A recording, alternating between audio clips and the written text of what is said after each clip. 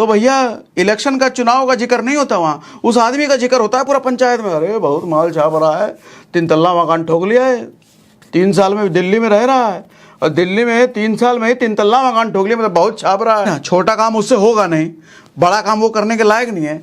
फिर मैंने काम करके, भाई समय है तेरे पास 10 मिनट? बोला हाँ भैया बिल्कुल है, बताइए क्या करना है। हम कहा ट्रक के नीचे आ जा यार तू, यूथ को बोलो ना ये काम कर ले, इंटरेस्ट नहीं है, ये वाला इंटरेस्ट नहीं है, ये वाला मेरे से होगा नहीं, ये वाला मैं करूंगा नहीं। तो क्या करेगा, तेरे में इंटरेस्ट कहाँ है? तुमको माहिर नहीं बनना, सरकार कुछ कर दे, माँ बाप कुछ कर दे, पड़ोसी कुछ कर दे, दोस्त कुछ कर दे, विधायक जी कुछ कर दे, तुम्हारे लिए भी कहूंगा मैं ट्रक के नीचे आओ, वही जगह है तुम्हारे लिए सही। आदमी कहो बिजनेस शुरू कर ले, अरे फेल हो गया तो एक काम कर पंचर का दुकान कर ले, अरे छोटा काम है भैया। तो एक काम कर बाइक का शोरूम खोल ले, अरे नहीं चला तो एक काम कर स्टॉक मार्केट में इन्वेस्ट कर ले, अरे डूब गया तो एक काम कर SIP कर ले, म्यूचुअल फंड कर ले, अरे कंपनी भाग गई। तो ऐसे आदमी को मन करता है मैं बोलूँ एक कोहनी अगर तेरे सर पे मार कर तेरे धरती के अंदर धंसा दें, मर जाए हैं, तब माँ बाप लताड़ कर मार के भगा दे, साला 10 लाख रुपए पर्स लिया भाई, उखाड़ लिया भाई सेल्फी लेकर के, है कुछ बन गए, कुछ हासिल कर लिए, पैसा मिल गया कुछ। काबिलियत कितनी भी हो, जिसके साथ भगवान नहीं है ना, उसे कोई जिता नहीं सकता। ऐसे ही उस भगवान ने अपना स्वरूप माँ बाप के रूप में भेजा है। जब आप उसकी इज्जत नहीं करते हो, जब आप उसके साथ दुर्व्यवहार करते हो ना, तो आप सीधा पंगा उससे ले रहे हो। अभी मैं कुछ दिनों पहले ही पढ़ रहा था, क्रेडिट कार्ड से हर महीने भारत में 300 करोड़ रुपए निकलता है। नहीं समझे? क्रेडिट कार्ड जो होता है ना आपके पास, हर महीने लोग 300 करोड़ रुपए से ज्यादा विड्रॉ करते हैं एज कैश। मिला जुला करके आंकड़ा कह रहा हूं, कोई एक आदमी नहीं। मतलब समझ रहे हो सर, क्रेडिट कार्ड से कैश निकालना सबसे खतरनाक चीज है। खतरनाक चीज का मतलब वो जानलेवा इंटरेस्ट लेता है, साल का 40, 45, 50% इंटरेस्ट लेता है। और इतने इंटरेस्ट जानने के बावजूद भी आदमी अगर कैश निकाल रहा है, तो सोच लो किस लेवल की उसकी मानसिकता, किस लेवल के पैसे की उसकी जरूरत है। और जब इतना बड़ा अमाउंट हर महीने निकल रहा है, तो ये तो तय है भैया इमरजेंसी के लिए नहीं निकल रहा है। इमरजेंसी के लिए कुछ परसेंट निकलेंगे, लेकिन 90% लोग तो भैया जरूर अपनी लग्जरी, जरूर अपनी हरामखोरी करने के लिए निकाल रहे हैं कैश। या कुछ हरामखोरी कर रखा होगा, कोई लोन ले रखा होगा, कुछ चीजें खरीद रखी होगी। क्योंकि क्रेडिट कार्ड में अगर 1 लाख रुपए की लिमिट किसी को मिलती है, तो बपौती मान लेता है ना, 1 लाख रुपए मेरे बाप का है, उड़ाओ खर्चा करो। और तुम्हारी सैलरी है 30,000 रुपये, जब देखा जाएगा, जब आएगा बिल तब देखा जाएगा। और जब बिल सामने आता है 1 लाख रुपए दे रहा है, हालत खराब, क्या करे भैया?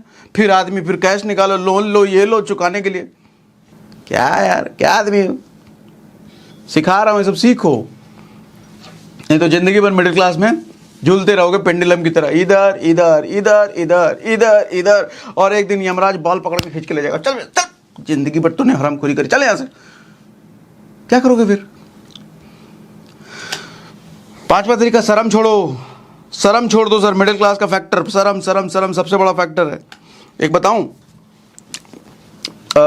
अभी 2009 में मेरे साथ एक लड़का मेरा बाइक साफ किया करता था। मतलब बाइक जो घर में साफ करने के लिए आते हैं ना, 2009 की बात बता रहा हूँ, 150 रुपये दिया करता था मैं उसको। अभी कुछ दिनों पहले मॉल में टकराया मेरे से, मैं तो नहीं पहचाना उसको, वो पहचाना मेरे को। वो सामने से टोका, सागर भैया आपको याद है? मैंने कहा याद है मतलब, मुझे लगा अब लोग मिलते रहते हैं कहीं बाहर जाओ, तो मुझे लगा ऐसे ही कोई मुझे जानता होगा यूट्यूब सोशल मीडिया के जरिए। तो सागर भैया आपको याद है, आपका ऐसा मैं वहाँ रह गाड़ी साफ, अरे बस तू झिटझाट में पूरा था, बढ़िया कपड़ा पहना था, उसके साथ एक लड़की भी थी, बताया उसने उसकी वाइफ थी। तो पता चला भैया ये रंगत कैसे बदल गया, 2009 से लेकर के ये 10-12 साल में कैसे ये सब हो गया। तब उसने अपनी कहानी जो बताई ना सर, बताऊं आपको सर, गाड़ी सफाई करता था। आज के टाइम पे वो कौन सी कोटिंग होती है, सेरेमिक कोटिंग, सेरेमिक कोटिंग का पूरा शोरूम है उसका। सर 50 लाख से ज्यादा का महीने का रेवेन्यू करता है वो, 12-15 स्टाफ को पालता है वो। मैंने कहा इतना सब कैसे कर लिया? बोला भैया वो सब लोगों की गाड़ी साफ करते थे, स्क्रैच वगैरह लगता था, तो फिर हमने देखा स्क्रैच कर उससे बचाने के लिए लोग क्या करते हैं, फिर कोटिंग करते थे, तो हमने छोटा मोटा कोटिंग का काम शुरू किया। फिर हमने अपना दुकान खोला जिसमें बाइक स्कूटी करने लग गए, फिर हमने कार का करने लग गए, फिर थोड़ा टाइम काम और बढ़ा था, अब लग्जरी गाड़ियों का भी करते हैं। अरे मर्सिडीज BMW उसके शोरूम में लगी रहती हैं। कौन था वो मेरे बाइक पे पोछा मारता था, सफाई करता था, और 150 रुपये महीना देता था मैं। एक बात बताऊं, जो आदमी ग्रेजुएशन कर रखा है ना, डिग्री ले रखा है कोई, उसको बोलो पोछा मारने के लिए, कभी नहीं मारेगा वो, छोटा काम है। मिडिल क्लास की एक सबसे बड़ी दिक्कत मालूम क्या है, उसको ना पहले से बड़ा काम चाहिए, बड़ा काम करके दो उसको, मतलब बड़ा वो आ जाए तब दो, उसको छोटा नहीं चाहिए। शर्म आती है ना, उसको बोलो पेपर डालने को, नहीं छोटा काम है। अभी हुआ मेरे साथ, एक लड़का मिला मुझे, मतलब काम करता है हमारे यहाँ पे सोसाइटी में, तो कह रहा भैया कोई नौकरी वोकरी दिलवा दीजिए ना, हमको निकाल दिए हैं सोसाइटी वाले। हमने कहा नौकरी, कितने की नौकरी चाहिए? बोला कोई 8-10 हज़ार का कुछ मिल जाए, कोई नौकरी को लगा दीजिए। अब 8-10 हज़ार की नौकरी, ज़्यादा वो पढ़ा लिखा भी नहीं है, मुझे जहाँ तक पता है शायद 10वीं के अंदर ही होगा। तो मैंने कहा एक काम कर भाई, आजा मेरे ऑफिस में जो लोग आते हैं चाय पानी वगैरह काम कर ले, आजा। तो रिएक्शन सुनना। अच्छा पहले वो भी कुछ सफाई जैसा ही कुछ काम कर रहा था, एग्जैक्टली मुझे याद नहीं है, लेकिन वैसा ही कुछ काम करता था। तो रिएक्शन करना, नहीं भैया ये काम हमसे कहाँ होगा, छोटा काम है, कुछ बढ़िया काम बताइए। तो मुझे लगा बढ़िया काम। मैंने कहा फिर आजा मैनेजर बन जा। तो कहता नहीं भैया उनसे होगा कहाँ, छोटा काम। अब समझना, छोटा काम उससे होगा नहीं, बड़ा काम वो करने के लायक नहीं है। फिर मैंने काम करके, भाई समय है तेरे पास 10 मिनट? बोला हाँ भैया बिल्कुल है, बताइए क्या करना है। हम कहा ट्रक के नीचे आ जा यार, तू क्या करेगा रह करके, तेरे लायक काम ही नहीं है धरती पर, कितना पढ़ा लिखा है? तो कैसा 10वां के अंदर ही है। अरे 10वीं के अंदर तुम पढ़े लिखे हो। मैंने कहा बाबूजी कितना कमाते हैं? कहते बाबूजी छोटा मोटा काम करते हैं, वो पंचर का दुकान है उनका। समझ रहे हो ये दिक्कत है सर। आदमी ना सब कुछ बड़ा बड़ा चाहिए उसको, पहले से बड़ा करना नहीं है, सब कुछ पहले से चाहिए। आदमी इसीलिए गरीब है। कौन सा ऐसा बिजनेसमैन देखो जो कि पहले से बड़ा काम उसको मिला? हर आदमी ने छोटा काम किया है। चाहे धीरू भाई अंबानी का ले लो, चाहे गूगल के फाउंडर का ले लो, चाहे अमेजॉन के फाउंडर जेफ बेजोस को ले लो, चाहे एलोन मस्क को ले लो, किसी को भी ले लो यार, जिसको पूजा करते हो ना, जिसकी कहानियां सुनते हो, जिसको बिलियनियर मिलियनियर मानते हो, किसी को भी ले लो, सबकी जर्नी ना छोटे काम से शुरू हुई। लेकिन दिक्कत यह है कि उसने छोटे काम को छोटा काम समझा नहीं, शिद्दत से किया और उसको बड़ा किया। तुम्हारी दिक्कत यह है कि तुमको शिद्दत, तुम्हारे को शिद्दत का मतलब ही तुमको नहीं पता, तुमको पहले से ही बड़ा काम चाहिए। इसीलिए तुम जैसे आदमी नौकरी करना प्रेफर करते हैं, क्योंकि छोटी चीज छोटा काम है, ये छोटा काम होगा नहीं। अरे यार छठा सुनो, फेल होने का डर। सर फेल होने का डर एक ऐसा डर है ना जिसकी वजह से आदमी इनिशिएटिव ही नहीं लेता। मैं नहीं कहता फेल होने का डर बुरा डर है, होना चाहिए, सबको होना चाहिए, और होता भी है, मुझे भी होता है। लेकिन फेल होने का डर से बचने का सर तरीका ऐसा है कि आप अपनी काबिलियत बढ़ाओ, अपने आप को और लायक बनाओ, अपने आप को और कैपेबल बनाओ, ताकि फेलियर ना मिले आपको, है ना। ज़्यादा लायक बनेंगे तो फेलियर हो सकता है ना मिले। लेकिन ऐसा नहीं कि हराम खोरों की तरह अरे कहीं बिजनेस शुरू करने फेल ना हो जाए, छोड़ो बिजनेस शुरू नौकरी कर लेते हैं। अरे आदमी कहो बिजनेस शुरू कर ले, अरे फेल हो गया तो एक काम कर पंचर का दुकान कर ले, अरे छोटा काम है भैया। तो एक काम कर बाइक का शोरूम खोल ले, अरे नहीं चला तो एक काम कर स्टॉक मार्केट में इन्वेस्ट कर ले, अरे डूब गया तो एक काम कर SIP कर ले, म्यूचुअल फंड कम ले, अरे कंपनी भाग गई। तो ऐसे आदमी को मन करता है मैं बोलूँ एक कोहनी अगर तेरे सर पे मार कर तेरे धरती के अंदर धसा दें, मर जाए हैं तब। हर चीज में तो तुम जिंदा का है भाई। ऐसे आदमी को मैं कहता हूं रास्ते निकलो, ट्रक के नीचे आ जाओ, बड़ी जगह है वो। हंसी आती है मुझे कभी कभी ऐसे लोग मानसिकता सोच करके। आजकल थोड़ा सा माँ बाप का भी दोष है इसमें, थोड़ा सा मैं कहूँगा ओवर पैम्पर्ड। क्या करें, लेकिन माँ बाप भी क्या करें, इमोशनल बनाया है भगवान ने उनको। वो नहीं चाहते कि मेरा बच्चा स्ट्रगल फेस देखे, मेरा बच्चा संघर्ष करे। और बाप माँ तो ऐसे प्राणी होते हैं, बच्चे का संघर्ष देख करके वो संघर्ष अपने सर पे ले लेंगे, लेकिन बच्चे को संघर्ष नहीं आने देंगे। लेकिन यही गलत है, यही गलत है सर। एक बाज का बच्चा जब पैदा होता है ना, वो बाज का बच्चा अपने बच्चे को उड़ान सिखाने के लिए ऊपर ले जाता है, आसमान में ऊपर छोड़ देता है, और जब नीचे ज़मीन पर टकरा कर गिरने वाला होता है तब जाके वापस पकड़ लेता है, फिर ऊपर ले जाता है, फिर छोड़ता है। बार बार यही प्रक्रिया उसके साथ निभाता है तब तक जब तक वो छोटा बच्चा उड़ना ना सीख जाए।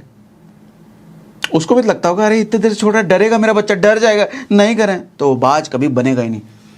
बाज कोई बच्चा पता है कि अगर मेरे बच्चे को मुझे बाज बनाना है, पक्षियों में सबसे ताकतवर पक्षी बनाना है, तो ये संघर्ष को झेलना पड़ेगा।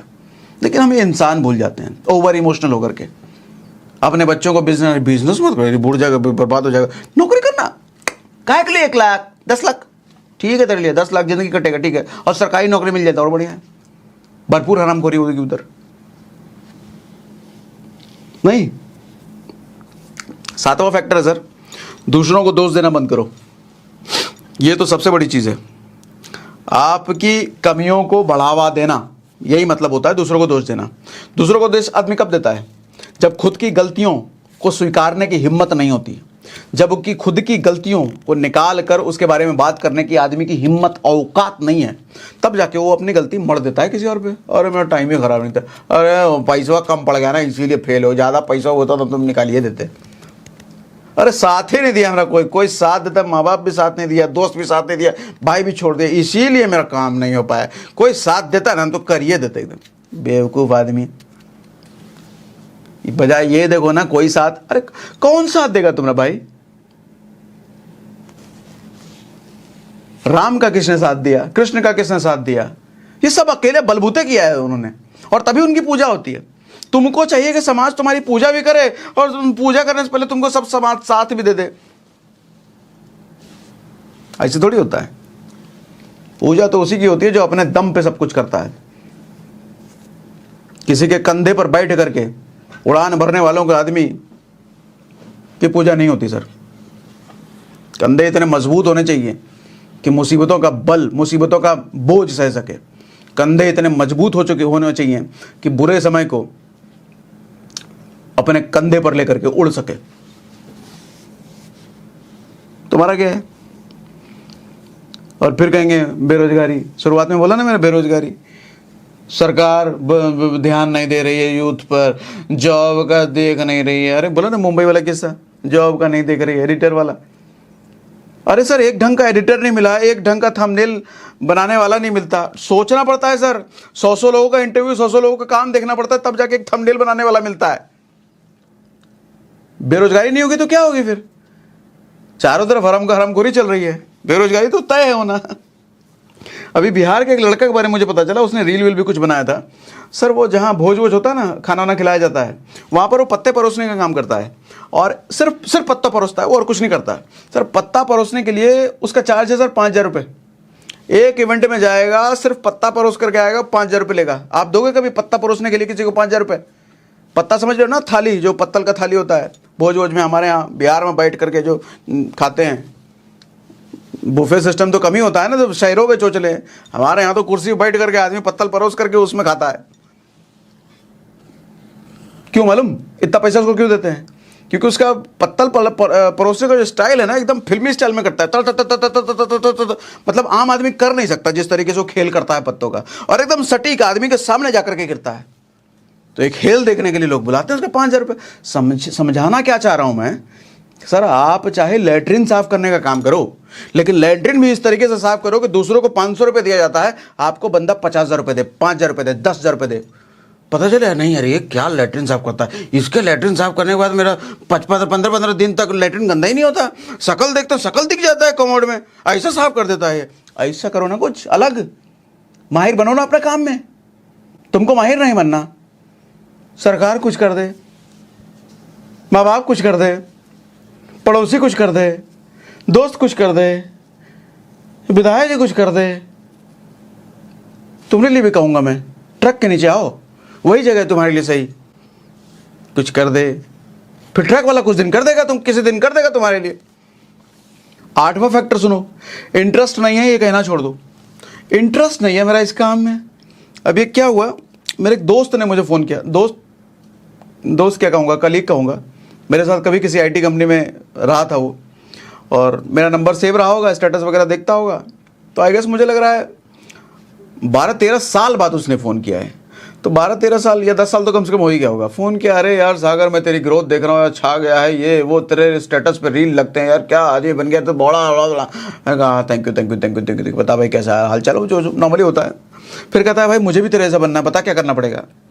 मैंने कहा मेरे जैसा क्यों बनना है भाई, मेरे से बेहतर बन, मेरे से ज़्यादा अच्छा बन। कहता नहीं यार उतना ही बन जाओ तो काफ़ी है। बेइज्जती भी कर दी बताओ पहली दूसरी लाइन में। मैं कहा ठीक है भाई। तो मैंने पूछा उससे इंटरेस्ट क्या है तेरा, इंटरेस्ट वगैरह देख, अपना काम वाम शुरू कर, कुछ मतलब बातें होने लगी। लेकिन वो पीछे पड़ गया, नहीं तूने कहाँ से शुरू किया, तूने कहाँ से शुरू किया। तो मैंने उसको कहा देख भाई मैंने तो अपनी जर्नी MLM से शुरू करी थी। तो बोला MLM, नहीं वो तो मेरा इंटरेस्ट नहीं है। मैंने कहा MLM के बाद मैं रियल एस्टेट में भी गया, रियल एस्टेट में भी प्रॉपर्टी वगैरह बेची, और आज के टाइम में मेरी खुद की कंपनी है रियल एस्टेट की। तो कहता नहीं यार रियल एस्टेट में मुझे इंटरेस्ट नहीं है। मैंने कहा फिर मैं यूट्यूब वगैरह पर वीडियो वगैरह करता हूँ, यूट्यूब वगैरह सेशन सोशल मीडिया पर रील करता हूँ, तो ये सब करना शुरू कर दे। बोला उसमें क्या करूँगा मैं बता, तेरे को जो आता है, जो सिखा सकता है या कुछ कर सकता है तो वो करके दिखा, लोगों को पसंद आएगा, व्यूज़ आएगा, फिर पैसा आएगा तेरे को। नहीं यार ये काम मेरे से नहीं होगा, समझ रहे हो। फिर उसको क्या बोलना चाहिए मेरे को, कहाँ जाना चाहिए उसको, हाँ उधर ही नीचे ट्रक के। बोला नहीं मैंने उसको, पहली बार इतने सालों बाद फोन करा तो बोलना ठीक नहीं लगता ना, लेकिन मन में यही आया मेरे, इसको भी आ जाना चाहिए। ज़्यादातर काम में उसको इंटरेस्ट नहीं है, कुछ काम उसको करना नहीं है, तो करना क्या है भाई, तेरे को डेस्टिनेशन दिख रहा है कि ये आदमी जहां पहुंच गया मुझे भी पहुंचना है, ये आदमी जैसा फेमस हो गया मेरे को भी फेमस होना है, लेकिन जिस प्रोसेस से वो आदमी होकर गया है वो प्रोसेस तेरे को नहीं चाहिए। पटाक डायरेक्ट गद्दी मिल जाए ऐसा इंटरेस्ट नहीं है मेरा। आजकल के यूथ को बोलो ना ये काम कर ले, इंटरेस्ट नहीं है, ये वाला इंटरेस्ट नहीं है, ये वाला मेरे से होगा नहीं, ये वाला मैं करूंगा नहीं। तो क्या करेगा, तेरे में इंटरेस्ट कहाँ है, पैसा है नहीं, जेब खाली है तुम्हारा, और इंटरेस्ट की बात करते हो। सर इंटरेस्ट की बात तो तब करो जब तुम्हारा जेब भरा हुआ है, बैंक भरा हुआ है, तब समझ में आता है इंटरेस्ट। टाटा के सामने जब कोई नई अपॉर्चुनिटी आएगी ना, वो नहीं कहेगा मेरे को इंटरेस्ट नहीं है। टाटा वाला बोलेगा टर्न कितना रेवेन्यू बता भाई, ब्रेक इवन बता, इन्वेस्टमेंट बता क्या है कितने में, बोले 1 साल के बाद प्रॉफिट ही प्रॉफिट लगा दे, वो इंटरेस्ट नहीं देखेगा। अंबानी अभी जियो फाइनेंशियल सर्विसेज खोज लिया, उसने इंटरेस्ट नहीं देखा, मेरा फाइनेंस में इंटरेस्ट नहीं है, छोड़ दे, नहीं खोलना, ऐसा नहीं होता। अंबानी बोले मेरे को पेट्रोलियम में इंटरेस्ट नहीं है, छोड़ दे, ऐसा नहीं होता। भाई धंधे वाला आदमी देखता है कितना लगाने पे कितना समय लगेगा, कितना मैन पावर लगेगा, कितना पैसा लगेगा, और प्रॉफिट कितना है बता, घुस गया उसमें। ये गरीबों की सोच है, मेरा इंटरेस्ट नहीं है। ऊपर वाला आएगा एक दिन, यमराज बोलेगा तेरे में इंटरेस्ट आ गया मेरे को, चल। मस्त है ना लोग आज के, और कहेंगे हमको एक अमीर बनना है। कहां से बनोगे अमीर। 9वां, इनकम दिखाने और इनकम बताने की चुल। हाँ ये थोड़ा अलग है, लेकिन ध्यान से सुनो भैया। आदमी को जब नया नया पैसा आता है ना, वो स्टेटस पे लगाएगा, ये दिखाने की चुल, लगता है हम दिखाएं लोगों को। पता चले कभी ट्रेडिंग वेडिंग किया, 5,000 रुपये कमा लिया, तो स्टेटस पे लगाया 5,000 रुपीज इन 1 डे। अब दोस्त यार इधर उधर रिलेटिव रिश्तेदारों ने देख लिया, अरे 5,000 रुपये एक दिन में कमा रहा है, तो आदमी फिर हिसाब लगाने लग जाता है। 5,000 रुपये एक दिन का मतलब महीने का 1.5 लाख रुपये छाप रहा है लौंडा, ये बहुत कमा रहा है। तो 20,000 रुपये मांगते हैं इससे। अब वो 20, आपका कोई अगर करीबी दोस्त है, उसने अगर देख लिया कितना कमा रहा है, फिर दोस्तों में कैसा होता है, लंगोटिया यार जो होता है, भले आपने एक दूसरे की चड्डी पहन रखी हो, उस तरह के टॉप हो, आदमी एक दोस्त कम कमा रहा है, दूसरा दोस्त ज़्यादा कमा रहा है, तो कम कमाने वाला दूसरे वाले को बपौती समझता है। नॉर्मल चीज़ है, ये होता है, सबके साथ होता है। ऐसा मत समझना ऐसे दोस्त के बारे में, अरे ऐसा ही होता है भाई। 3 इडियट नहीं देखे हो कि दोस्त अगर फेल हो जाए तो दुख होता है, लेकिन दोस्त अगर टॉप कर जाए तो ज़्यादा दुख होता है। ऐसे ही होता है भैया। फिर वो कम पैसे वाला बपौती समझता है, 20,000 तो मेरे को दे ही देगा, 20,000 ला।